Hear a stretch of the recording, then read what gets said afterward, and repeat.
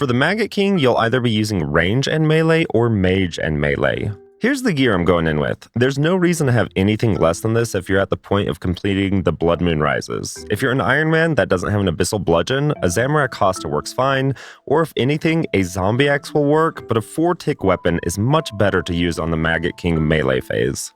The more switches, the better, obviously. To keep this beginner and budget friendly, I'm leaving it to a 2-way switch with no offhand for the crossbow. This makes the switches easier to manage because your shield won't be throwing everything off. A standard bow is needed to one-shot the grubs. A crystal bow or a bofa or a webweaver bow all count as standard bows and don't take up the ammo slot, so they're very nice for this purpose. If you have better gear, use the better gear. Here's the recommended wiki progression chart. But in general, range with crossbows is better than mage until you have either the Harmonized Nightmare Staff or the Shadow. Always pray range at the start of the kill and start with your range gear. Every time he spits, just move 2 tiles in any direction. This is because there will be poison on your tile and then 2 adjacent random tiles. You can watch for the shadows to know where they're going to land, but it's much easier to just brain off and move 2 tiles. Like most bosses, the main thing is just being prepared for what happens next. Watch for his Screech phase, where it looks like he's sucking in air. You need to turn off your protection prayers for this phase. After this happens, you need to turn on Pray from Magic instead. After every Screech, you will need to alternate between Pray Range, Pray Magic, Pray Range, Pray Magic. The main thing, though, is making sure you have your Protection Prayer turned off during the Screechs. It's the Venator mechanic from the quest that you just completed. There's one other thing that happens during the Screech phase. He throws out some rocks that need to be avoided. The first shadows do around 20 damage, so make sure to avoid them. They then break off into smaller rocks in a 3x3 area except for the tile the big rock fell on. An easy way to avoid the small rocks is just stay away from the 3x3 area of all big rocks, or move on to the big rock shadow if there wasn't another shadow next to it. The smaller rocks do much less damage, but if you can be bothered, they should still be avoided. Once the Maggot King gets to roughly 85% health during the Screech phase, he throws out a Maggot. This is where you equip your bow, which will have no attack delay and instantly kills the flying Maggot. If you aren't able to get the Maggot in the air, it's generally not worth killing them on the ground. Just don't let them on the same tile as you. The fight stays the same until the Maggot King is roughly 65% health now. Once you get to 65% health threshold, after a Screech, he will come up to melee you. It's important to remember this tile you were praying against before, because after the melee phase Screech, you will have to pray against the opposite. If you forget, it's no big deal, don't freak out. Take the 50-50 chance between range or mage, and if you get hit on the first hit, it's only about 30 damage. Fix your prayer and eat up. Remember that the range hits are slightly green and the mage hits are kind of yellow. Let's go more in depth on the melee phase though, because this is the most important part of the fight. Like with all the Screeches that happen during this fight, equip your bow and take out the flying grub, then equip your melee weapon, attack the Maggot King, and right when you see his animation start, move to the edge of his model. This is very easy if you have the tagged box around him.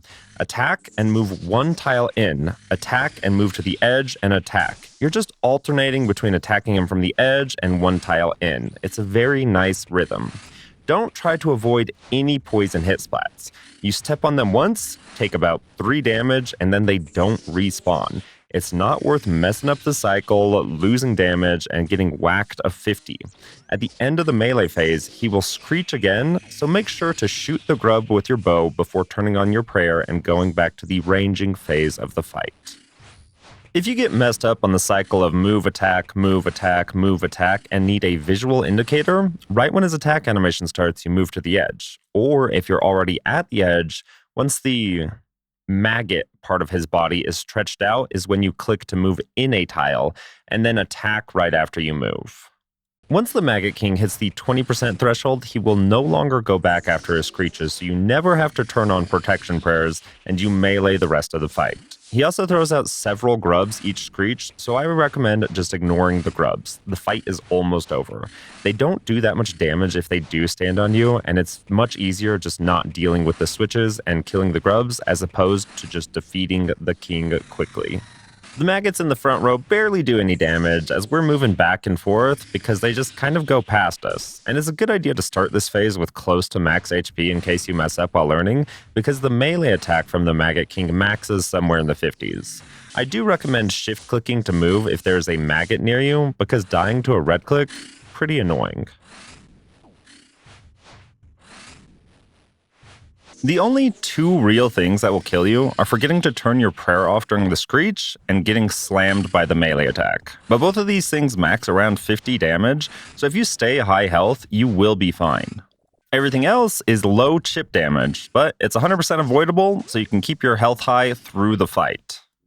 If you need to panic heal during the melee phase, you can kind of just run back and forth across the arena. Don't worry about stepping on poison, it won't matter, but the Maggot King has to catch up to you before he does a melee attack, and then you've got time to move out of the way. Obviously, it's not ideal to be running around like a lunatic, but sometimes panic sets in, you can still live through it. Here's a quick little infographic for the phases. All of the mechanics that happen at each threshold happen during the screeches. The main thing to remember is turn off your prayer, kill the grub in the air, and be ready for the melee phase. Your arena probably looks something like this, with the trees and the carrion being really obstructing of the floor, and they serve no real purpose of seeing them. Luckily, the Object Hider plugin lets you right-click hide these to clean up the room.